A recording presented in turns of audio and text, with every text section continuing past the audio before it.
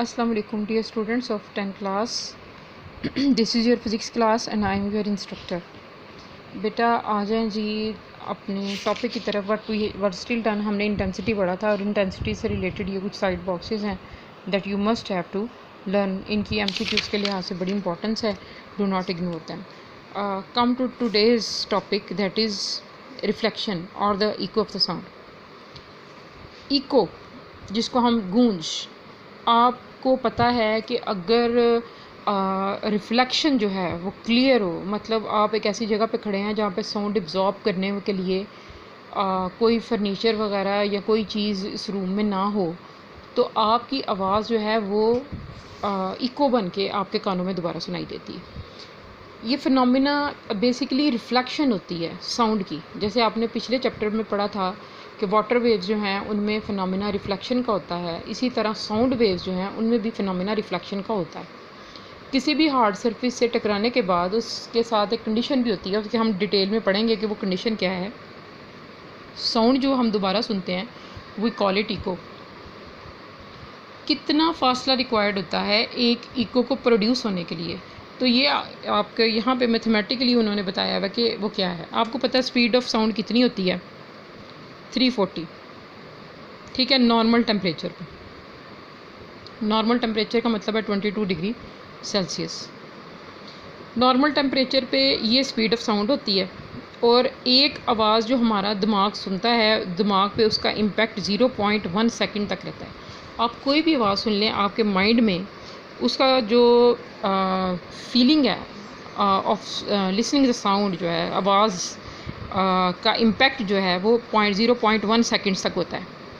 और स्पीड भी आपके पास गिवन है, दैट इज़ 340 मीटर पर सेकंड। अगर आपके पास टाइम भी हो और स्पीड भी हो तो आप डिस्टेंस फाइंड कर सकते हैं ना, ठीक है। बेसिक वेलोसिटी इक्वेशन लगाएं ये वाली, v is equal to S over T, which includes आप v multiplied with t is equal to s। तो आपके पास डिस्टेंस जो है वो आता है 34 मीटर्स। यानी उसी 0.1 सेकंड में के बाद अगर ये चांस है कि आप उस रिफ्लेक्टेड आवाज़ को दोबारा सुनेंगे, तो इसका मतलब है it must cover at least the distance of 34 metres. अब ये देखें, आवाज़ एक दफ़ा जाती है फिर पलट के आती है। अगर एक दफ़ा टोटल डिस्टेंस कवर्ड इसका 34 है तो हाफ डिस्टेंस कितना होगा? 34 का हाफ कितना होता है?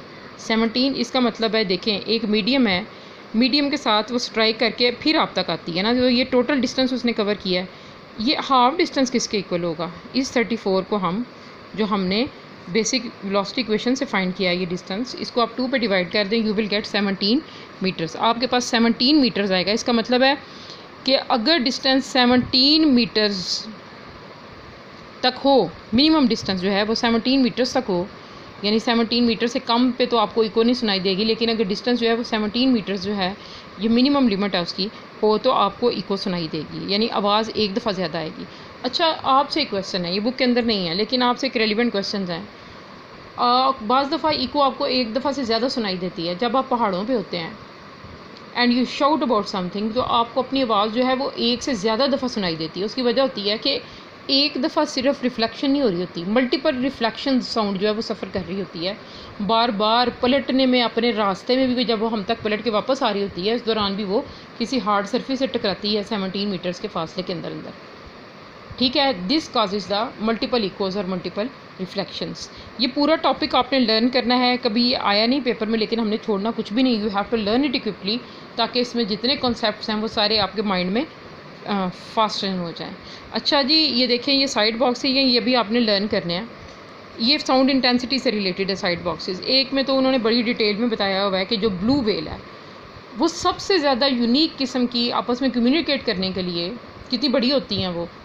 और एक समुंदर में ऐसा नहीं होता कि हम जैसे दूसरी मछलियाँ जो हैं वो कम्युनिटी की फॉर्म में रहती हैं, तो वेल्स जो हैं ये far apart from each other. Blue whale या वेल्स जो हैं ये हमेशा एक दूसरे से बहुत दूर होती हैं और डीप इन द सी भी रहती हैं ये।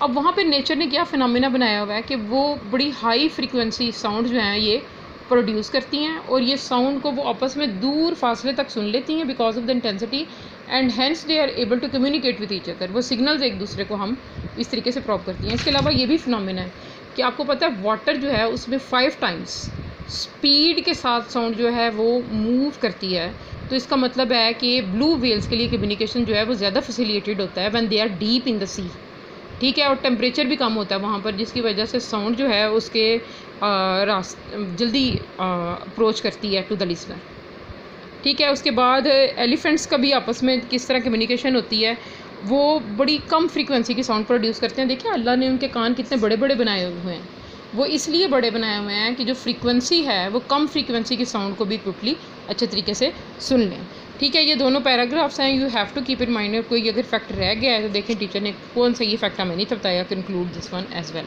ये एक एक्टिविटी है, इसको फ़िलहाल छोड़ दें। Come to the speed of the sound, speed of the sound के मतलब कुछ फैक्ट्स दिए हुए हैं, मेथड नहीं बताया हुआ, लेकिन स्पीड ऑफ द साउंड जो है उसके मतलब कुछ फैक्ट हैं। वो यही कि सबसे ज़्यादा स्पीड जो है ना वो सॉलिड्स में होती है साउंड की, उसके बाद लिक्विड्स में, उसके बाद एयर में या गैसेस में। यानी हम जो अब आपस में एयर में बात कर रहे हैं, वाटर में उसकी स्पीड उससे ज़्यादा होगी। अगर हम वाटर में बात इसी फ्रीक्वेंसी की साउंड से बात करें तो उसकी स्पीड ज़्यादा होगी। और इसी तरह आप कह लें कि सॉलिड्स में अगर कन्फाइंड हो, जैसे पाइप्स वगैरह होती हैं, तो उसमें साउंड उससे भी ज़्यादा अच्छे तरीके से स्प्रेड आउट होती है। इसकी स्पीड ऑफ द एयर बताई हुई है इसके लिए वाले पैराग्राफ में, दैट इज़ 343 मीटर पर सेकेंड। और जो ये स्पीड कितने टेम्परेचर पे होती है, ये देखें 21 डिग्री सेल्सियस पे, which is the room temperature. ये वुमन जनरल रूम टेम्परेचर जो है वो 21 डिग्री सेल्सियस होता है। ह्यूमिडिटी और टेम्परेचर से भी इसकी साउंड में चेंज आता है। ये भी आपने ये सारे फैक्ट्स जो हैं इसको भी लर्न करना है। ये 2 टॉपिक हैं आज आपके लर्निंग के लिए। ये साइड बॉक्स भी आपने लर्न करना है। ये वाला साइड बॉक्स जो है दिस इज़ अबाउट दी, ये देख लें इसमें क्या है। इसमें स्पीड ऑफ द साउंड की डिफरेंट रेंजेस दी हुई हैं, गैसेस के अंदर, कौन सी गैसेस के अंदर, लिक्विड्स और सॉलिड्स के अंदर। ये भी आपने बड़े अच्छे तरीके से लर्न करनी है। अब जो आपकी अपकमिंग जूम मीटिंग है, I will include the side boxes. और मुझे पिछले जैसे वाला रिस्पॉन्स नहीं चाहिए, ये बात मैं आपको हर लेक्चर में एक दफ़ा बता चुकी हूँ। ये 2 साइड बॉक्सेस भी आपने इसके साथ लर्न कर, 3 साइड बॉक्सेस भी लर्न करने हैं, और ये 2 टॉपिक जो हैं ये भी लर्न करने हैं। ये आपकी आज की लर्निंग के लिए। Good luck for your learnings today.